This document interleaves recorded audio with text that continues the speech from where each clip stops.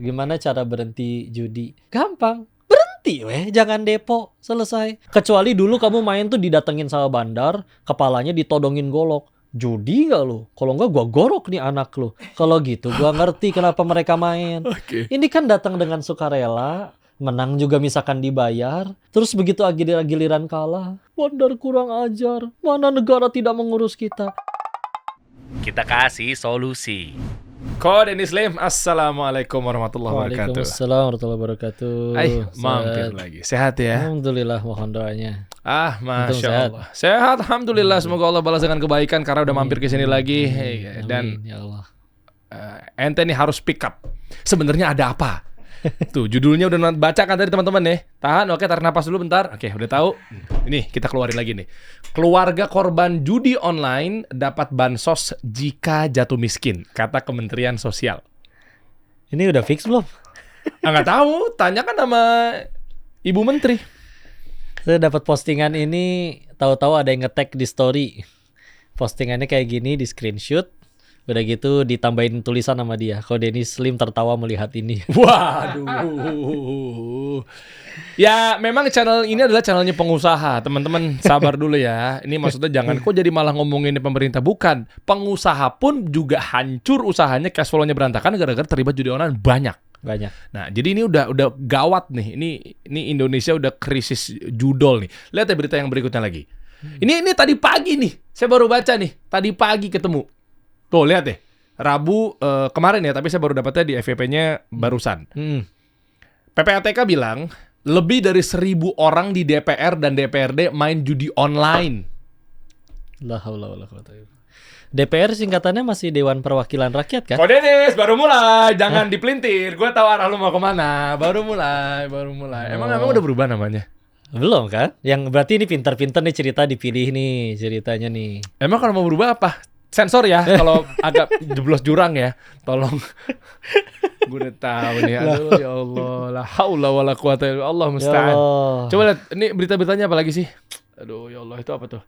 Pemerintah bakal umumkan ASN pemain judi online dimulai dari Kominfo. Apalagi sini, ya Allah.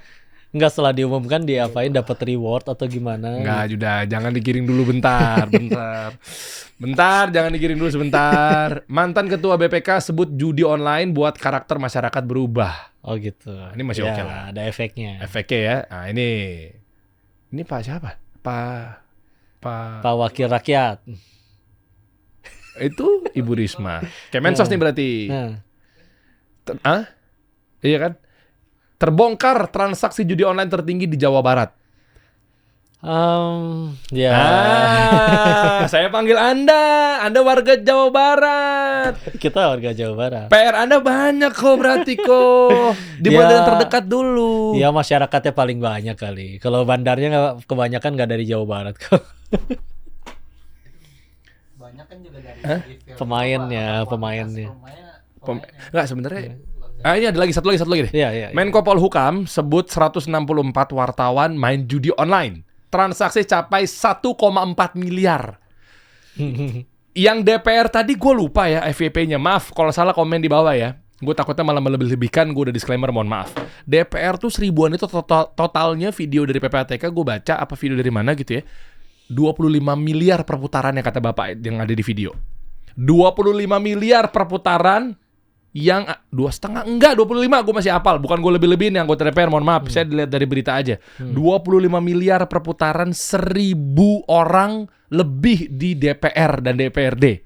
Perputarannya uangnya itu adalah 25 miliar. Nggak kaget. Kok nggak kaget? Emang ada lebih dari itu kok? Satu itu perputaran, bisa jadi itu cuma turnover. Jadi bukan duit yang masuk, bukan duit yang udah kesedot. Jadi itu hitungannya beda lagi. Sama kayak kalau misalnya kita bicara korupsi, itu kan diprediksi kerugian negara kan. Iya. Bukan yang mereka makan berapa kan. Oh iyalah. Iya. Jadi iya. Iya. Oh iya ya. Berarti bisa lebih ya? Bisa jadi lebih, biasanya lebih. Tapi ya nggak kaget karena ya tadi kita sudah ngobrol cukup banyak yang akan kita kupas lah di sini lah. Sekarang udah there you go, ini udah ranah Anda nih. Sebenarnya ada apa dan orang bilang katanya, "Pak, nggak akan hilang, Pak. Tutup aja Pak langsung." Emang sesusah itu atau gimana sih ini maksudnya ini perjudian online nih? Istilah. Jadi satu, masalahnya peminatnya masih ada. Tadi kita ibarat analoginya kalau misalkan selagi, kenapa prostitusi ada? Karena yang nyewanya masih ada. Jadi selagi orang masih pada pengen main ya ada. Ibarat kalau misalkan satu dunia laki-lakinya udah nggak mau, mohon maaf, memakai jasa prostitusi lagi, ya orang nggak akan ada yang mau juga kan. Ini jadi orangnya masih ada nih. Yang kedua, bisa dimulai petakanya memang dulu waktu masih berkecimpung di dunia yang di situ itu memang masih ada di tingkatan kalau orang mau main itu minimal harus punya uang 500.000. Oke. Kalau turun pun paling nyampe di 100.000. Dalam artian ketika akhirnya sudah mencapai kolam segitu-gitunya, ikannya pun segitu-gitunya, yang mancing tambah banyak. Ibarat Indonesia segini nih, rakyatnya jumlahnya segini nih. Pemainnya ya mereka-mereka aja. Yang pengen jadi bandar, buka website judi baru tambah banyak. Maka ibarat makin banyak yang jualan ayam geprek. Dan mereka nggak bisa ngasih produk rasa yang lebih enak ngejamin dari yang lain. Akhirnya apa yang diturunkan? Harga. Maka dari yang tadinya 500.000 sekarang 10.000 orang mau main pun diterima. Celakanya orang yang punya 10.000 itu misalkan anak SMP atau bahkan ya mohon maaf juru parkir atau gimana. Yang orang misalkan punya duit adem 500.000 tuh mungkin mereka memang gajinya 20 juta kali ya, atau misalkan punya uang adem lebih banyak. Yang dengan punya uang sebanyak itu mungkin mereka punya kemampuan finansial untuk tahu kapan berhenti. Yang bahkan kalau kalah pun mereka bisa jadi punya penghasilan lain. Masalahnya kalau orang itu cuma punya uang 10.000-10.000-nya dicemplungin di situ. Bahkan kalau menang pun mereka nggak punya kemampuan manage uang untuk sebesar itu, mereka nggak siap. Ya udahlah, akhirnya tergerus semua. Mereka nggak tahu kapan harus berhenti. Dapat uang banyak, tahu-tahu menang nih, masuk 10.000 jadi 20 juta misal. Beliau nggak tahu gimana cara ngelola uang 20 juta itu. Paling juga jadi barang atau nggak masuk lagi ke meja judi. Jadi mulainya ya dari situ. Berarti benar kok. Dikasih bansos. Nah kalau udah jatuh miskin, ikan coba mana beritanya, coba Dim, balik lagi. Berarti bener, keren Bu Risma. Miskin yang dikira itu miskin yang misalkan tahu-tahu rumahnya kebakar tanpa disengaja, nggak berencana. Ini tanpa dipaksa, tahu-tahu datang, aku mau judi dong. Iya kan. Kadang juga masih ada orang nanya kayak gini ya, gimana cara berhenti judi? Gampang. Jangan depo, selesai. Kecuali setiap kali kecuali dulu kamu main tuh didatengin sama bandar, kepalanya ditodongin golok. Judi nggak lo? Kalau nggak gua gorok nih anak lo. Kalau gitu gua ngerti kenapa mereka main. Ini kan datang dengan sukarela, menang juga misalkan dibayar, terus begitu giliran kalah, bandar kurang ajar, mana negara tidak mengurus kita. Astagfirullah. Tapi demi Allah, kekalahan orang main judi itu pertolongan dari Allah. Wow, keren nih narasinya nih. Kekalahan pertolongan dari Allah. Kita main bola, kita main bola kalah. Mungkin bisa jadi ada hikmahnya ya. Tapi kan rata-rata kalau image-nya kalah ini kan hal yang negatif gitu ya. Iya. Tapi ternyata kalau dalam judi kekalahan itu adalah pertolongan. Masya Allah. Iyalah, satu gara-gara kalah dia jadi berhenti. Coba menang seumur hidup, berhenti gitu? Enggak. Terus gas. Dan gara-gara kalah mungkin dia akan kelaparan, akan dicaci tetangganya dan segala macam. Lumayan DP, gugurin dosa. Daripada menang seumur hidup, terus ganjarannya dibalasi di pengadilan Allah setelah mati, kan lebih repot. Cuma kan orang suka salah fokus kan. Contoh, artis kebongkar aibnya, ketahuan selingkuh. Dari ribuan perselingkuhan misal, ketahuan cuma satu padahal. Salah fokus pasti. Yang dipikirin apa? Gimana caranya endorsean saya balik, follower saya balik, kontrak sinetron balik. Padahal harus lebih dipikirin apa? Gimana caranya gara-gara kejadian ini saya jadi diampunin Allah. Anggaplah netizen kembali cinta, tapi lu belum tobat nasuha, Allah masih benci, mau selamat dari mananya? Anggaplah akhirnya netizen masih membenci, tapi dia udah nangis di atas sajadah tobat nasuha, selamat. Cuman kan yang dipikirin apa? Dia nangis. Nangis ada dua nih. Ada yang nangisin masalah, ada yang nangisin dosa penyebab masalah. Yang mana yang jadi solusi? Nangisin dosa lah. Sedangkan yang ditangisin masih duit yang hilang aja. Iya. Iya. Ya, Dunia lagi, udah, dunia balik lagi. lagi ke Allah lah. Dunia lagi ya. Balik Nah, lagi ke Allah. berarti kalau kita bahas dari 10.000 bisa judi anak-anak kecil SMP gitu ya. Padahal kan mereka juga pelajar ya. Maksudnya kan sekolah kan juga menyampaikan satu visi misi agar sekolah kami memberikan satu program mata pelajaran yang terbaik. Oleh Mantap. karena itu kamu jadi pintar kalau sekolah di sini. Kenapa Mantap. jadinya mereka kena terjebak judi ya? Padahal mereka kan Itu pelajar. Itu dia. Itu juga tadi juga kita sudah sempat bahas dan kita harus lurusin ya. Gimana sih maksudnya? Masalahnya gini. Tujuan pendidikannya ini aja kita salah fokus nih. Tujuan pendidikan di dalam Islam itu nggak bikin pinter. Pinter dalam Islam itu cuma efek samping. Tujuan utama pendidikannya bukan gitu. Ibarat gini deh. Ada maling, bodoh.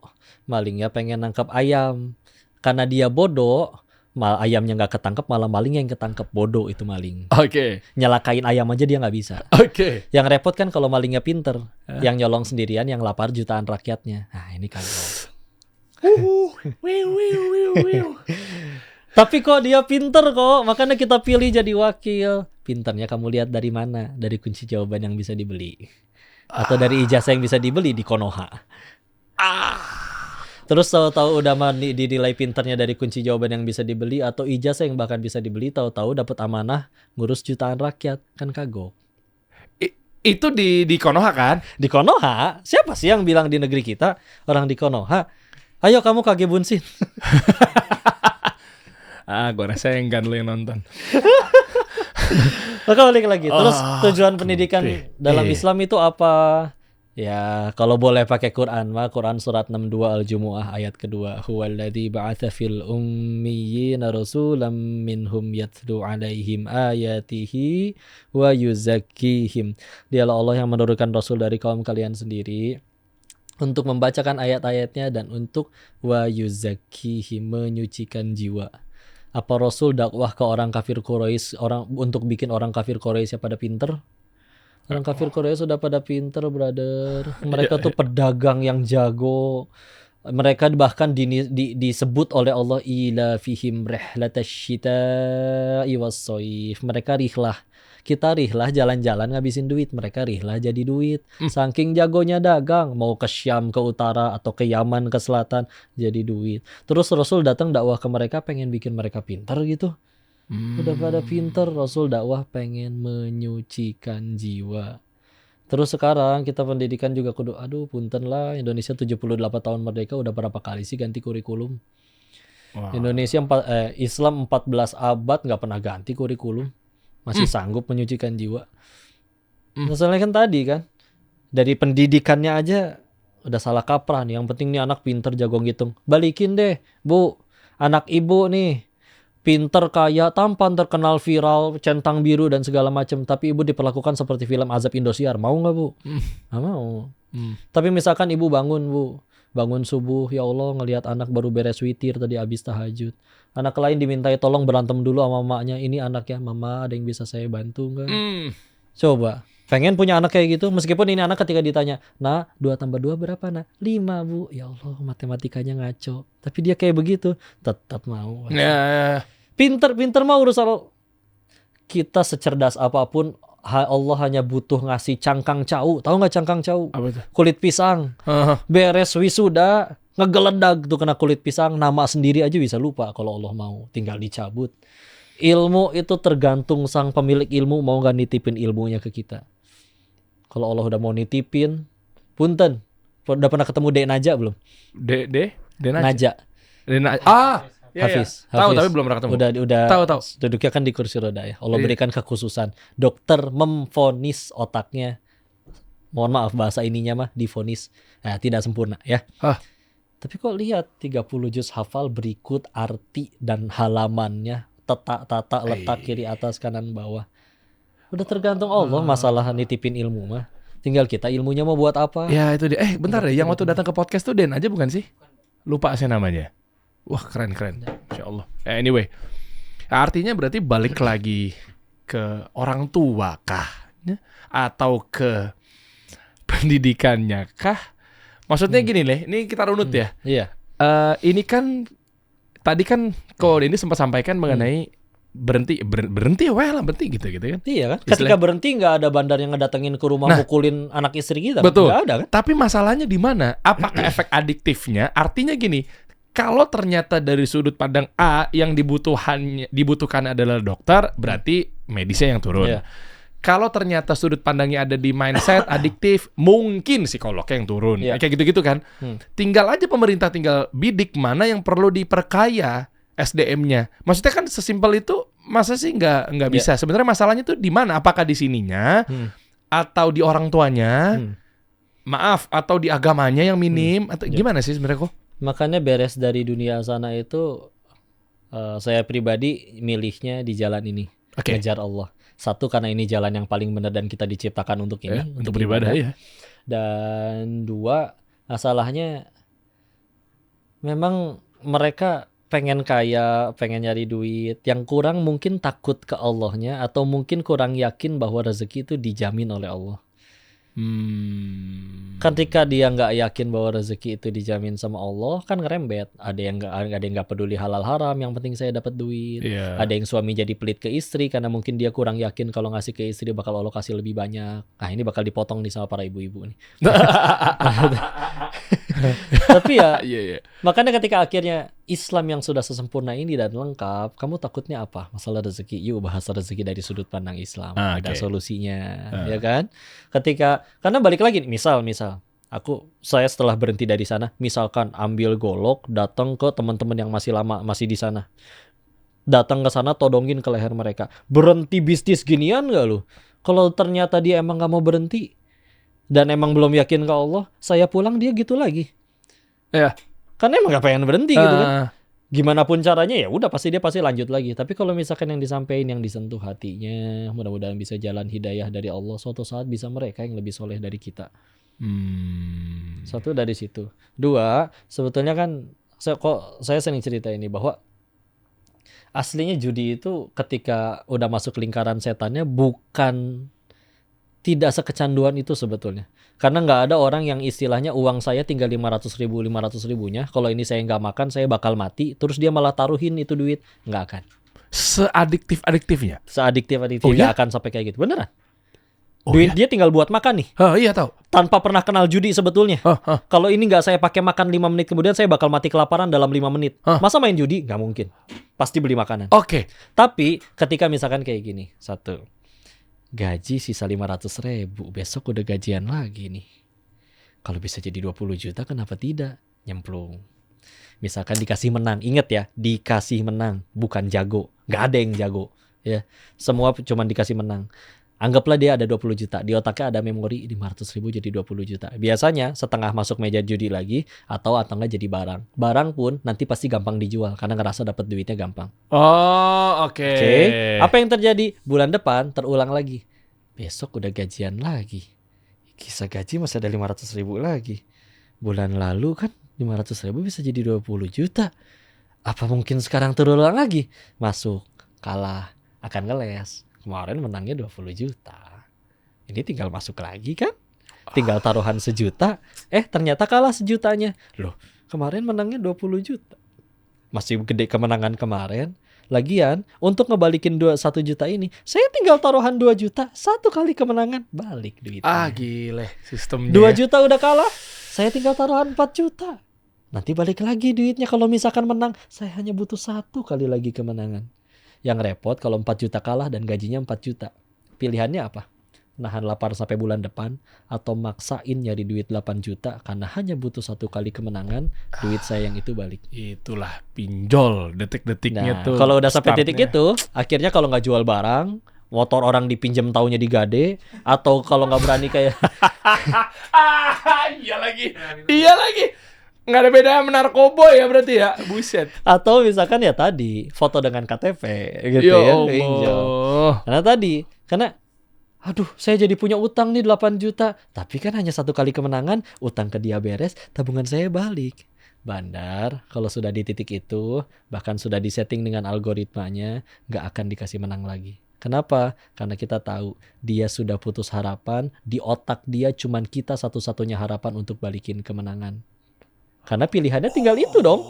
pilihannya apa? Mau nahan lapar 6 bulan atau maksain main judi? Pasti maksain main judi. Nggak semua orang kuat nahan makian orang selama 6 bulan sambil nahan lapar. Wow. Gila. Kalau udah nyampe di titik itu, udah buntu dia. Dia baru benar-benar akan berhenti kalau udah nggak ada lagi yang bisa diutangin atau nggak ada lagi yang bisa dijual. Yang bikin orang makin hancur kalau sudah jatuh ke lingkaran yang itu. Nggak ada orang benar-benar lapar nih. Aku 5 menit lagi mati kelaparan nih. Uang saya 100.000 dijudiin. Nggak mungkin ada. Pasti beli makanan. Yang repot kalau misalkan tadi udah kalah dan dia nggak terima dengan kekalahannya. Tapi dia buntu. Saya harus balikin uang yang saya nabungnya 2 tahun kok. Hilang dalam 1 hari. Rela gitu. Sedangkan dia berasa punya pikiran, pasti saya bisa balikin. Hanya butuh 1 kali kemenangan. Gila, ini mind blowing banget ya. Sistemnya tuh segitunya dibikin tuh sama tuh bandar ya. Gila ya. Gue jujur waktu episode pertama tuh amazing, luar biasa penjelasannya. Sekarang datangnya udah bener-bener dipretelin lagi sama Ko Dennis ya. Berarti ini sih makanya ketagihan mereka buat website ya. Jadi tuh algoritmanya yang bermain ya. Udah di-setting lah algoritma. Settingannya berarti dimainkan psikologisnya. Nih, kita main judi 1 lawan 1 tanpa pakai algoritma. Bener-bener kartu di tangan kita, uang cash di tangan kita. Itu aja kan pasti harus ada yang kalah dong. Iya. Nah si yang kalah ini kalau dia nggak bisa terima, ngajak main terus tuh. Nggak semua orang siap terima resiko. Dalam bisnis aja kan nggak semua orang siap terima resiko kan. Ya apalagi ini ya. Bisnis kalah, bisnis nih dia rugi. Kadang masih sisa barang bro. Dia jualan nih, nggak laku, ya masih ada gerobaknya, masih ada apanya. Ini kan bener-bener ludes.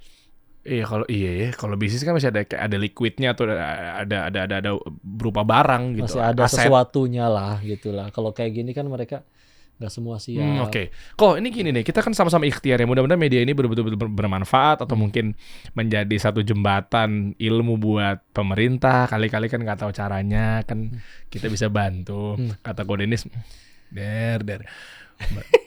Apa mau ngomong apa ya di negeri Konoha? Mereka sebenarnya udah tahu kali caranya. Mau ngomong kayak gitu. Iya kan kita kan ya tutup mata dulu deh kan. Bapak bingung kan Pak caranya Pak? Saya datangin beliau Pak. Sebenarnya caranya gimana sih nutupnya? Apa yang harus dibenahin? Sebetulnya nggak tepat datengin saya mah cuman seorang santri yang sedang menjalani pertobatannya. Masya Allah ya nggak gitu kan. Itu pun nggak pernah dapat SMS selama tobat Anda telah diterima. Jadi wah iya. Saya masih banyak gak benernya. Cuman ya. Iya kan antum ini kan alumni lah. Gila enak banget yang ngomongnya alumni gue. Alumni belum lulus. Iya kan alumni yang ada di negara-negara yang memang notabene-nya hidup devisa negaranya dari judi. Apa Kamboja? Thailand? Kamboja sih terutama. Ya. Karena memang biasanya di sekeliling perbatasan Kamboja. Nah, ikan maksudnya kan ya terlepas dari memang bagi-bagi kue ya, oknum-oknum yang terlibat ya. Ya itu tahu. Udah dong selesai dong acaranya sampai sini. Tapi Pak Jokowi udah kesebut nih, berarti kan negeri Indonesia nih. Pak Jokowi kasih tahu jangan berjudi. Jangan judi 3 kali, keren presiden gue. Coba buka videonya. Pak Jokowi berjudi. Pak Jokowi berjudi. Enggak. Pak Jokowi ngomong berjudi, keywordnya itu. Coba deh. 3 kali. Berarti kan pemerintah ada upaya, nggak tahu caranya kok. Sibuk pemerintah kita tuh udah banyak cabangnya. Memang betul. Yang harus diurus banyak. Iya, makanya bantu dong. Dari alumni. Jadi tutupnya dari mana? Website tutup bisa nggak dari Kominfo? Kan bisa diblok. Cina aja bisa nge-embargo, nggak boleh buka Facebook, nggak boleh buka semua. Udah dong, obrolannya habis di sini dong. Cuman ya ada apa sih? Izin, mohon maaf. Ya izin, nih kita nonton dulu. Kan harus kita apresiasi dong. Ini kan tayangan ini kan Pak Jokowi juga harus tahu kan. Yo itu Pak Jokowi harus nonton, ya kan. Jangan berjudi. Berarti kan Pak Jokowi juga pengen nutup. Ini secara khusus saya ingin sampaikan, jangan judi. Jangan judi. Jangan berjudi. 3 kali tuh. Baik secara offline maupun online. Tuh. Dah tahan. 3 kali. Ya ini analogi ya, nggak maksud membandingkan ya, karena memang nggak ada yang bisa menyandingkan Rasulullah SAW gitu Iya. kan. Ketika kita tahu Rasulullah SAW mengeluarkan sabdanya, perkataannya beliau Sering gitu diulang kan. 3 kali. Sering diulang 3 kali kan berarti kan sebuah penekanan. Penekanan. Nah, ini presiden kita, pemimpin kita, ulil amri kita 3 kali. Berarti kan emang udah himbauannya. Tapi Pak Jokowi kan rakyat sama pemerintah banyakan mana? Ya banyakkan rakyat. Tuh. Nggak ketemu supply demand-nya. Artinya kalau coba dibanding-bandingkan, berarti kan satu pejabat ngurusin ratusan orang misal. Lebih mungkin ya. Lebih bahkan bisa. Jadi 1:1000 misalnya. Berarti kan kita bantu. Kita 1 lawan 1000. 1 orang. Belum menteri-menterinya. Berapa menteri cuma 1? Sebenarnya gimana cara Dulu juga ada yang nanya kayak gini. Entah mungkin dia ngiranya bahwa seluruh perjudian itu di bawah saya kali ya. Mungkin sepolos itu. Jadi dia nanya kayak gini. Wow, Koko kan udah berhenti. Kenapa judi online-nya tidak ditutup semua? Tar dulu, dia ngira judi seplanet bumi ada di bawah saya atau gimana ini ceritanya? Maka saya bilangnya waktu itu kayak gini. Saya udah tutup semua keran saya. Masalahnya saya bisa nutup keran di rumah saya. Gimana cara saya nutup keran di rumah-rumah orang lain? Wah. Yang punya hak buat nutup siapa? Ya PAM-nya lah. Apa saya bisa datang ke PAM? Pak PAM, tutup dong se-Indonesia airnya. Siapa lu? Iya juga ya. Kita sama Pak RT kita aja belum tentu kenal ya. Iya kan, menutup rumah samping aja nggak bisa gara-gara kita mungkin belum kenal. Ini ngurusinnya ke kepala PAM gitu ya. Jadi akhirnya jalan yang diambil apa? Ya inilah nasihat. Yang kalau ini ditonton 1 juta orang, berapa juta orang, lalu disebarin lagi oleh jutaan orang tersebut ke jutaan orang lainnya. Lalu Allah bolak-balikin hatinya. Selesai urusan. Tinggalkan balik lagi ya dakwah itu bikin dia ingat sama Allahnya. Udah ingat sama Allah mah udah. Nanti dengan sendirinya dia mau ibadah, mau berbuat baik, dan mau meninggalkan maksiat. Sekarang mau diapain? Kasih bansos atau misalkan diancam atau mau diapain? Kalau misal emang dia belum takut sama Allah gimana atuh ceritanya? Makanya kan kalau tugas kaminya ya udah didakwah. Tapi tentu terus kan harus ada yang punya pihak untuk mengurus amanah di negara ini dan segala macam. Kan kita suka bilang sendiri dulu juga kalau mau jujur waktu masih di sana kita kan harus bayar juga ke oknum untuk bisa terus buka. Per bulan itu sampai 3-4 miliar loh grup kami doang. Oknum ya, demi Allah masih banyak pihak berwajib yang baik, soleh demi Allah banyak. Tapi ada sebagian oknum. Makanya punten, kuenya terlalu besar memang kalau ditutup begitu saja. Kalau mau jujur mau seperti itu. Makanya saya bisanya apa? Ngingetin, udahlah, anggaplah kamu duitnya dapet nih. Anggaplah kamu misalkan nih karyawan. Orang tahu gaji kamu 4 juta. Tahu-tahu kamu punya duit atau beli handphone seharga 25 juta. Misalkan menang dari judi. Yang didapat apa? Keren. Enggak. Orang malah julid. Gaji 4 juta bisa-bisanya punya duit 25 juta. Satu diomongin Allah paling KW. Itu mah iPhone-iPhonean meren. Atau kalau misalkan kalau nggak dijulitin kayak gitu paling dikira Allah paling menang judi. Yang tadinya pengen beli benda dapat pujian malah dihina saat diremehin orang. Dapatnya apa sih? Udahlah. Wah ini keren nih. Gue suka nih. Kadang kenapa juga alasannya ngundang Kodeni Slim tuh dari retorika dan lain sebagainya. Kalau dikasih dalil mereka mental, kalau dikasih fakta mereka mental. Tapi kalau digoyang psikologisnya di marketing ada tuh kok. Iya. Ya, marketing 2.0 ke atas tuh yang mengincar kepada psikologis, bukan bahas sampo-nya ini clear ini terbuat dari bahan apa, tapi ngomonginnya pakai hitam siapa takut. Oke. Nah, itu kan sebenarnya patah kan, keluar dari DNA-nya. Sampo kok ngurusin baju kaos hitam gitu kan. Iya. Ya kan, ada satu lagi bilangnya bukan lagi ngomongin wafernya, coklatnya enak, manis, tebal, gurih gitu, tapi bilangnya adalah diputar, dijilat, dicelupin. Ya, kan itu kan ada psikologis juga, ada mainan baru nih buat anak-anak. Dan seterusnya. Nah, makanya upgrade, eskalasi, scale up-nya marketing itu kan untuk gara-gara pemain kopi udah banyak, gara-gara pemain sampo udah banyak. Gimana caranya beli bukan gara-gara produknya, tapi beli gara-gara manfaat apa yang didapat. Oh, pakai baju hitam gara-gara pede, percaya diri, beli clear. Karena nggak akan ketombean. Itu kan. Jadi Itulah makanya tadi masuknya memang saya butuh Anda tuh begitu. Masuknya bahwa gila gue baru dapat satu insight lagi ya. Dapatnya iPhone. Kok bisa-bisanya iPhone abis itu dapatnya apa lagi? Kehina ini, kehina itu. Iya, Ketahuan dari bener, judi nggak ada bangganya. Tuh, catat. Bocil. Catat. Nonton doang lo Udah cuma punten kalau pengennya jadi kaya mah jangan kerja, bahkan kalau perlu jadi koruptor timah aja sekali. 270. Enggak, sekarang lu gini nih, lu kerja. Pengen ada tukang yang jualan kaos kaki. Oke. Pak, berapa jualnya? 10.000. Modalnya berapa, Pak? Boleh jujur nggak? Ya 8.000. Bapak untung 2.000. Ada yang nyeletuk. Pak, mau jualan kaos kaki mah nggak usah, mau jadi kaya mah nggak usah jualan kaos kaki, jadi koruptor timah aja. Dia bilang, iya betul. Tapi saya sukses dagang ini bukan ketika jadi kaya, tapi ketika produk saya dipakai oleh sesama akhwat untuk menyempurnakan ia menutup auratnya, lalu saya dapat pahala jariah darinya. Menang dia. Selesai dia. Sekarang apa? Kalau bahagia semuanya diukur dengan kekayaan, harusnya yang paling bahagia yang paling kaya. Tapi selalu kita bisa temukan yang lebih kaya tapi lebih stres dari kita. Dan selalu kita bisa temukan yang lebih nggak punya uang dari kita tapi lebih bahagia dari kita.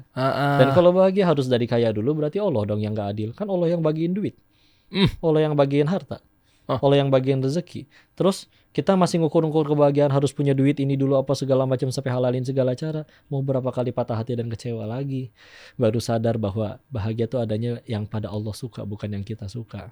Kitanya aja ngejar yang kita suka melulu.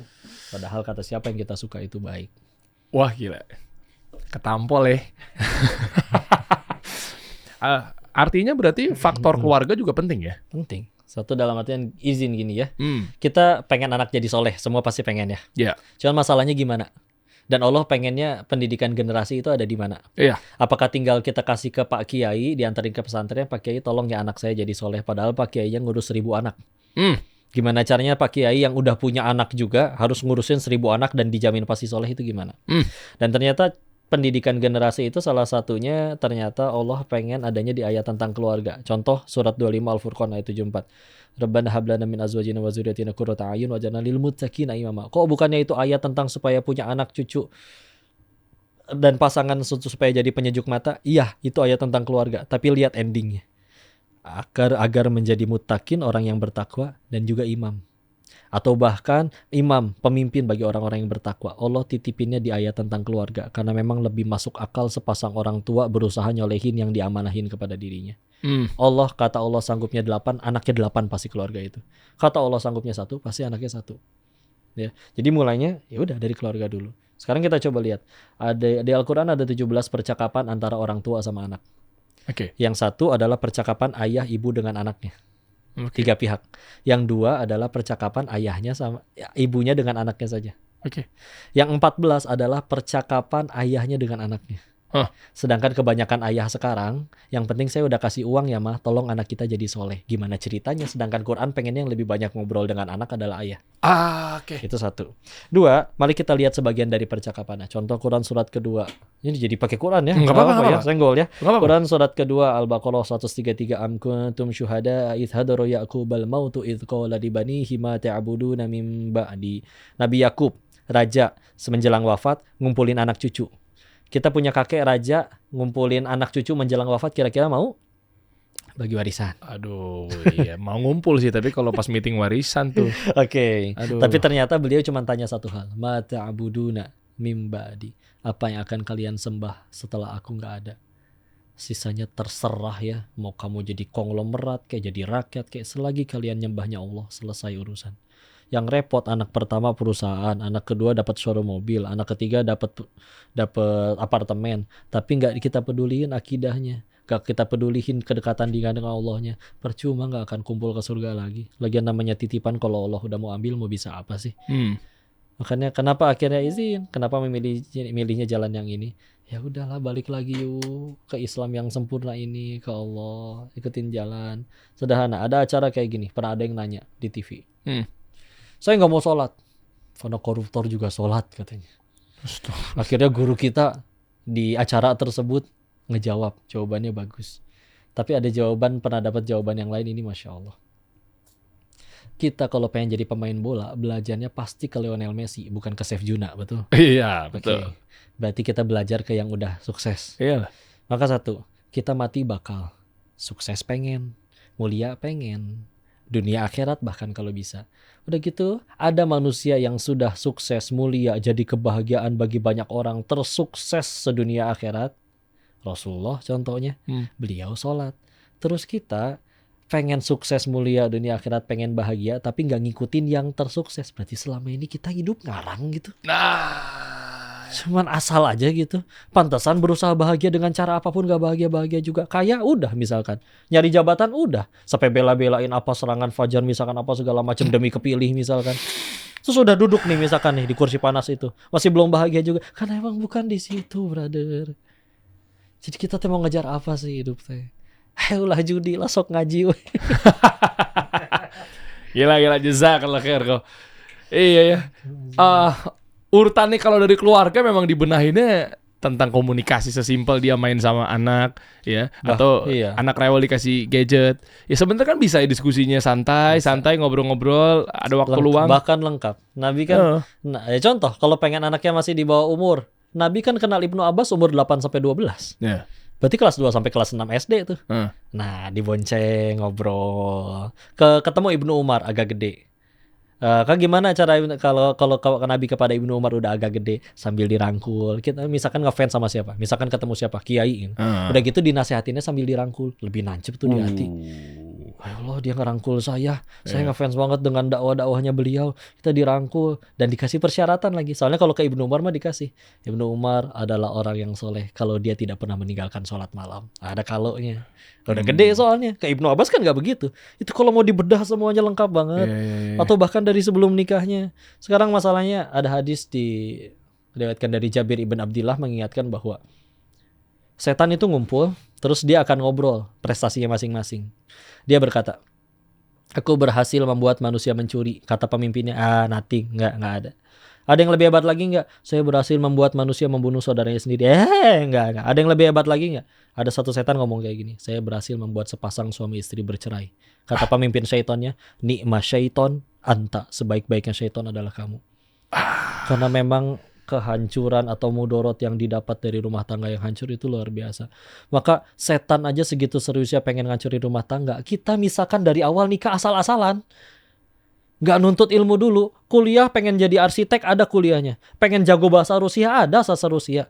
Tapi masalahnya kan nggak ada sekolah untuk pengen jadi ayah dan ibu yang baik. Islam punya, tapi nggak mau ngaji.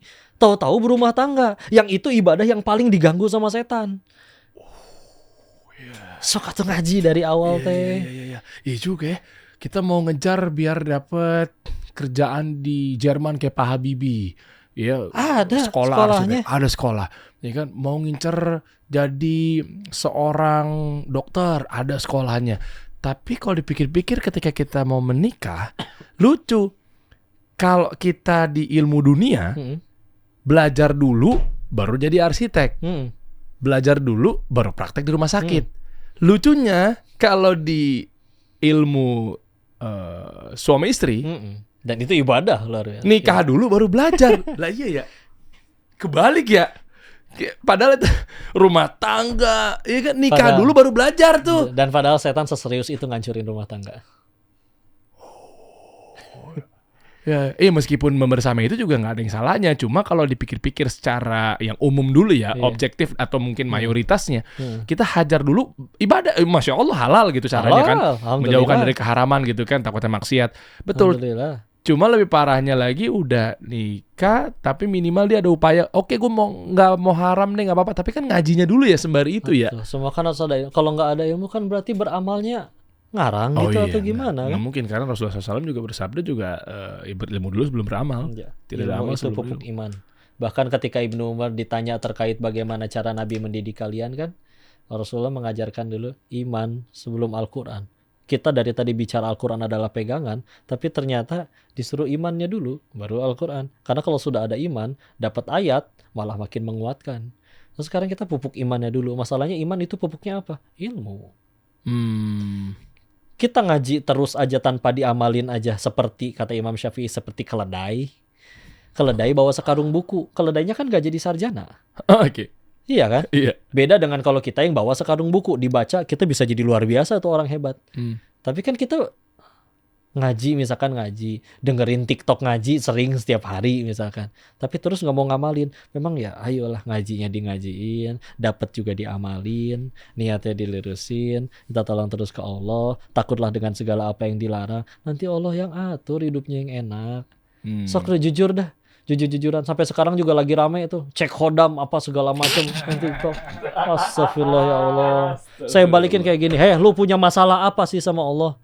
Allah dari kamu masih janin sampai segede gini tetap ngurusin kamu, giliran masih takut masalah rezeki jodoh nyarinya khodam ini segala macam. Lu punya masalah apa sama Allah?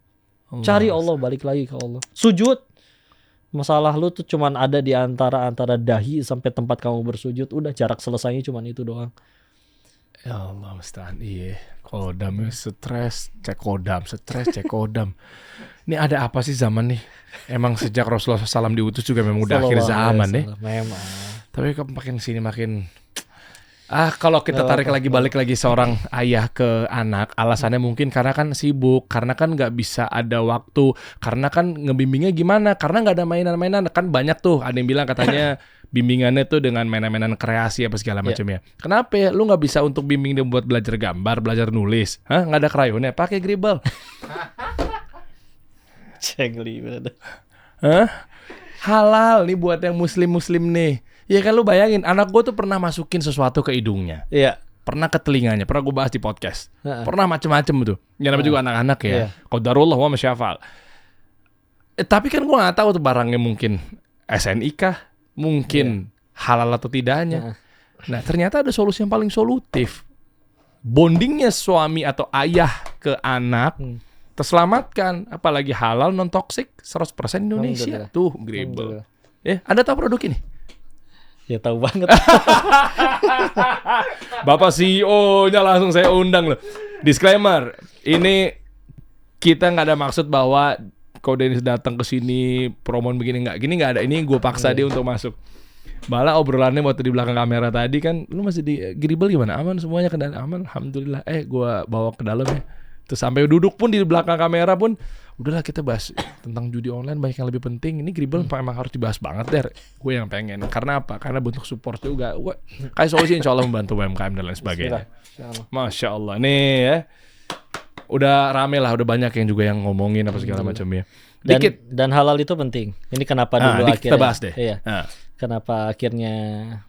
Memang saya bukan pendirinya. Oke. Walaupun amanah yang sekarang adalah memang CEO-nya. Oke. Tapi kenapa kita akhirnya mau join, akhirnya bergabung untuk di Gribble? Karena ibarat gini, waktu pertama saya mulai belajar Islam, ada satu hal yang mengagumkan, yaitu bagaimana ceritanya buku yang ditulis dari ulama yang bahkan sudah wafat ratusan tahun yang lalu, tapi sampai sekarang bisa jadi pahala jariah bagi beliau.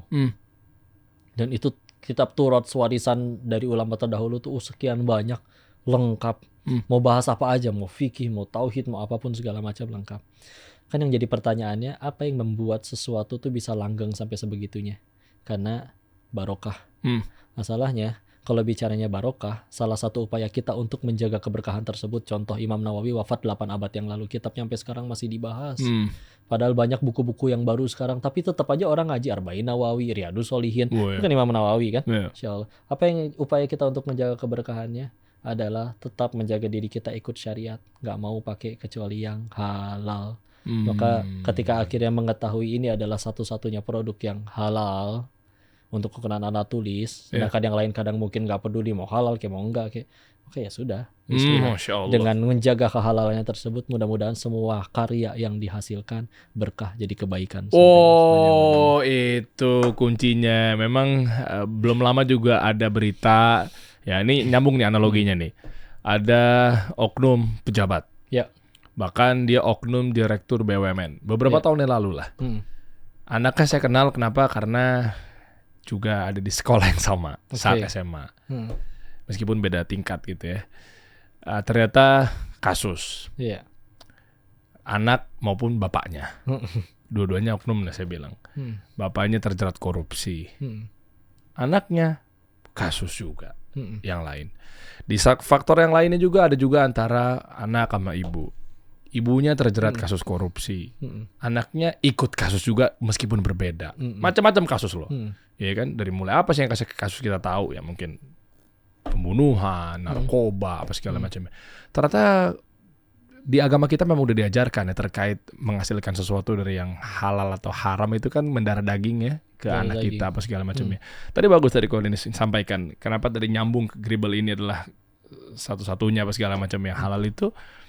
Ternyata gara-gara perkara mungkin sesuatunya yang dikerjakan sama anak kita yang dikasih dari orang tua gitu kan, tapi ternyata adalah unsur ada keharamannya. Iya, terus kita mau berharap anak kita jadi anak yang soleh dengan membaca tulisnya, mengerjakan sesuatunya tuh gimana ceritanya? Korelasinya sih belum nemu aja sih. Nah, poinnya tuh itu kan. Nah, jadi kalau kita pengen menjadikan anak kita yang soleh apa segala macam, dari mulai apa yang kita berikan, dari nafkah kita, termasuk apapun yang ada di sekitarnya. Belum lama juga viral ada kuas cat dipakai untuk ngoles martabak. Dari Jawa ada konten kreator ngelihat, Pak, kok pakai kuas cat yang itu? Oh iya, buat ngolesnya biar lebih enak. Ngoles margarinnya lah, menteganya lah.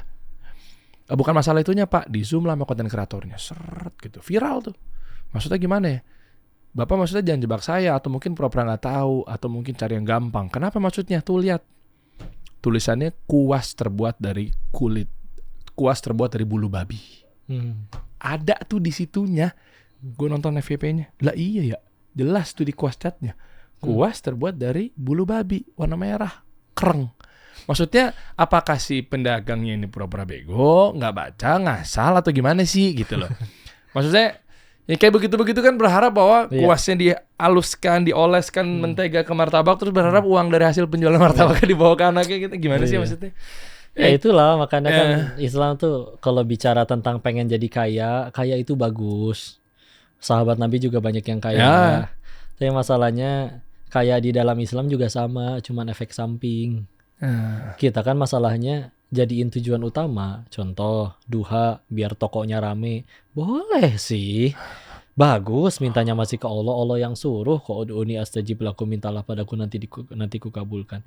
Tapi kalau misalkan kita tujuannya masih itu terus, sedangkan untuk jadi kaya dalam Islam cuman ke efek samping, bukan tujuan utama, yang lebih dikejar adalah keberkahannya, rahmat dari Allahnya. Terus yang kita kejar nominal terus, ya pantesan apa aja disikat, mau judol kayak mau apa kayak, nggak peduli halal haram, nominalnya dapat. Cuman kan kita tahu nominal banyak nggak ada berkah mah habis-habis juga semuanya. Mau menjabatnya berapa tahun ke, atau mau ininya, anggaplah menjabat atau misalkan uangnya tetap banyak sampai ke meninggalnya, kan malah lebih repot hisapnya. Karena sebetulnya lah yang udah pada jadi korban judi online sekarang pun, kalau misalkan nonton, demi Allah yang sekarang sedang terjadi tuh Allah nggak mungkin nggak nolong, semuanya pasti pertolongan. Yang pada jadi kalah, yuk jangan sibuk fokus balikin duitnya, tapi sibuk pengen diampunin Allah. Anggaplah yang udah kalah itu mas skenario dari Allah, lumayan. Bisa jadi pulang nggak ditanya lagi sama Allah, nih hukuman kamu gara-gara kamu judi dan ini itu. Nggak, gara-gara di dunia udah kalah, bisa jadi lumayan tuh DP gugurin dosa. Jadi sebetulnya pertolongan. Kita kan kadang mikirnya, wah ini azab, kehancuran bagi saya. Enggak, itu juga pertolongan. Bukan berarti Allah benci. Anak yang udah sakit gigi gara-gara makan permen juga kan diambil permen sama mamanya. Meskipun ngambek, mama pelit, beli gelang emas aja bisa. Masa permen saja nggak dibeliin? Aku mau minggat dari PAUD misalkan. Ya kan ada anak begitu ya, kalau emang kayaknya akhir zaman kayaknya bisa udah mulai aneh-aneh sih memang sih bidikan gua nih anak-anak ya. Iya, kelas 3 SD perkosa cewek TKB. Hancur. Baca di Google. Kemarin bini gua tuh ngasih tahu. Bener-bener bismillah deh, aku makin yakin kita mau sekolah di sini. Kenapa memang ya? Kan kita milihin buat anak 1 SD kan. Anakku paling gede kan 1 SD. Tahun ini lagi mau pergantian tuh. Daftar sini aja. Oke lah. Memang kenapa nih berita buset 3 SD laki-laki perkosa TKB perempuan, hancur. Innalillahi. Tapi ya tuh lah balik lagi. Astagfirullah, Allah musta'an. Ketika akhirnya diambil permennya, ibunya ditanya sama tetangganya, ibu kan uangnya banyak, masa ibu anaknya minta permen doang nggak dikasih, ibu benci ya sama anaknya? Ya justru karena sayang, orang udah sakit gigi masa tetap dikasih permen. Jadi kalau kita sekarang juga, saya tahu kalian yang pada kalah juga ngarepnya menang, bukan Allahnya yang jahat kalau ngasih kalah teh. Tapi justru itu teh lagi ditolong, karena semuanya teh Innalillahi wa inna ilaihi rajiun. Itu tuh jangan diucap ketika pas ada meninggal doang. Itu teh ikrar bahwa sesungguhnya yang kita punya ini hanya milik Allah dan akan kembali kepadanya. Ibarat gini nih, hei hamba, nih ya kamu dikasih harta, jabatan, tahta, titipan nih. Biar supaya tahu, kamu teh makin baik apa makin hancur. Makin hancur malah jadi sombong. Diambil, bukan Allahnya jahat. Sengaja biar nggak kamu tambah hancur. Karena dititipin segitu aja malah jadi zolim, malah jadi belagu, sholat jadi nggak pernah lagi, dan yang lain-lain. Kitanya yang ngerasa, ibarat gini deh. Kalau tadi kesini naik apa? Ada mobil. Misalkan nyampe depan, misalkan mobilnya hilang, sedih nggak? Sedih lah. Sedih, manusiawi. Tapi kalau misalkan ternyata yang hilang mobil ada namanya Pak Burhan, tinggalnya di desa Kelaten, RT 4 RW 5. Pokoknya lu nggak kenal. Sedih nggak mobil bapak itu hilang? Enggak. Bodoh amat kan? Iyalah. Satu, nggak kenal, dan yang paling penting apa? Yang penting bukan mobil gua. Jadi kita sedih itu bukan ketika kita kehilangan, tapi lebih tepatnya ketika kehilangan sesuatu yang aku akui sebagai milik kita.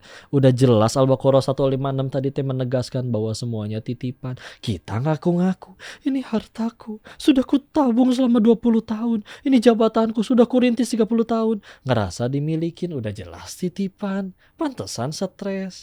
Ginilah, saya nitip handphone boleh? Ke toilet ya. Abis keluar dari toilet, boleh nggak saya ambil handphonenya? Boleh lah. Iya, emang punya gua kan? Iya, betul. Masa lu ngambek? Nah, Iya kita lagi dititipin kayak gitu sama Allah, pas diambil sama yang punya ngambek, shit, nanaon. Lu teh ngapain? Iya, logika berpikirnya nggak nyampe ya. Iya juga ya. Dititipin terus diambil ngambek. Itu punya siapa sih aslinya? Iya Ya bener. Allah. Judi kalah, padahal tuh lagi diselamatin tuh. Iya kan, terus ngambek, Allah ini nggak adil. Main lagi tuh dia. Giliran menang main terus. Iya. Terus gak maki-maki orang. Gak berkata, ya Allah kenapa begini? Kenapa begitu sih ya? Maksiat 14 tahun, hijrah 3 bulan, kenapa saya? Misalkan kadang tuh. Ya, Masya Allah, barakallahu fikum. Ini seru sekali nih ngobrolnya nih. Mungkin di ujung obrolan ada ingin disampaikan ke kawan-kawan kita nih yang paling banyak nih berapa sih datanya?